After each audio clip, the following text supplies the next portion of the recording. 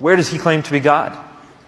It took me a while, but I began to realize that when I read the New Testament the way it's supposed to be read, from the perspective of those who understand the Old Testament, then Jesus very clearly claims to be God. I didn't want to go to John. Most people said, look at John. In the beginning was the Word was with God, the Word was God, and the Word became flesh and dwelt among us, and we beheld His glory, glory of the only begotten. Look, clearly Jesus is claiming to be God here. Well, number one, no, it's not Jesus talking, that's John talking. But number two, that's the Gospel of John. That's really, really late. I want to look at the beginnings of Christianity. I want to see how, from the very first part of the Christian message, Jesus is proclaimed as God. And so I went to the first Gospel, the Gospel of Mark. And it was precisely there where I read Mark chapter 14, verse 62, which when I understood what that verse was, it blew my mind. Here Jesus claims to be the Son of Man from Daniel. He claims to be the I Am from Exodus. And he claims to be the one sitting at the right hand of the power from Psalms 110, verse 1. Jesus very clearly claims to be God in Mark chapter 14, verse 62, when you understand its context.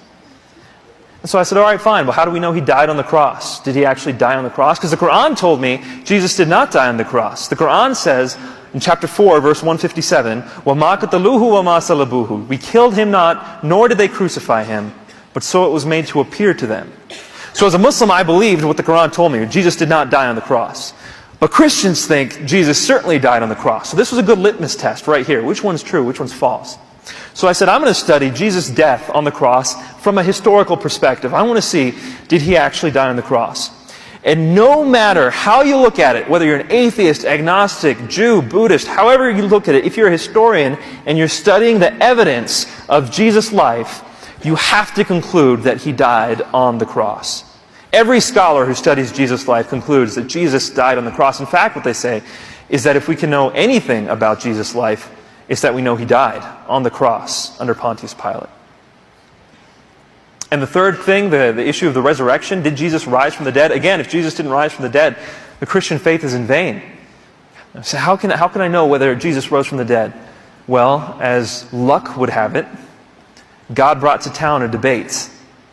It was a debate on whether Jesus rose from the dead. It was between a Christian named Michael Licona and a Muslim, Shabir Ali, both very respected in their fields. And as I was watching the debate, I was still a Muslim. As I was watching the debate, I concluded that the Christian case was far stronger. And I'm not the only one who concludes that. The argument that he uses, the minimal facts argument, an atheist by the name of Michael Martin, he's a very well-known atheist philosopher, says that the minimal facts defense for the resurrection is the strongest defense for the resurrection that has ever been provided in history.